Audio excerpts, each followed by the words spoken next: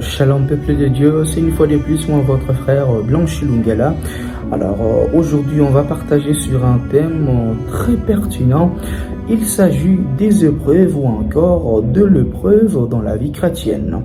Alors il faudrait comprendre qu'une épreuve, nous la définissons comme étant un moment de désert, un moment dans lequel l'homme fait face aux énormes difficultés de la vie, aux situations affreuses qui le rendent malheureux.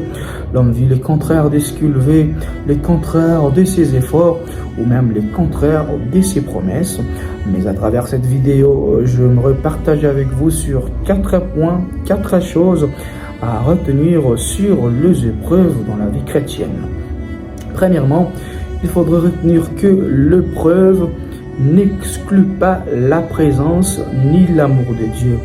C'est-à-dire, tu peux traverser les déserts, tu peux te retrouver dans ton moment d'épreuve, mais sache-le que Dieu t'aime et Dieu est là avec toi.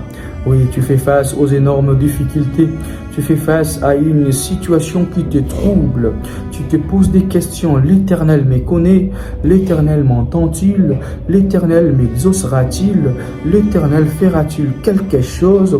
Oui, bien-aimé dans le Seigneur, j'aimerais te dire que ces moments est juste éphémère, ces moments est juste passager, et surtout que cela n'exclut pas la présence ni l'amour de Dieu, même devant tes difficultés, tes épreuves, Dieu t'aime et Dieu est là avec toi.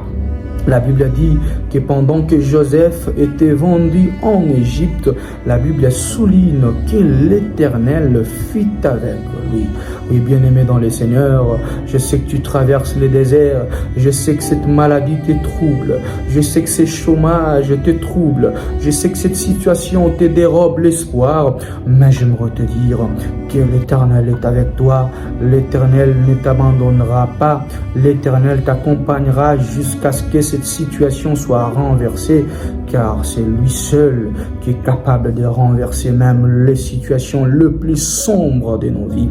Et bien aimé dans le Seigneur, la Bible nous relate également l'histoire d'Agar, alors qu'elle était seule dans le désert, devant son fils qui était mourant. Agar n'avait rien, ni eau, ni pain, ni quoi que ce soit. Mais la Bible dit qu'Agar a imploré l'Éternel, et l'Éternel, dans les déserts, a donné tout un puits d'eau. L'Éternel a donné tout un puits d'eau dans les déserts. Toi également, tu traverses les déserts, mais sache-le que Dieu est là.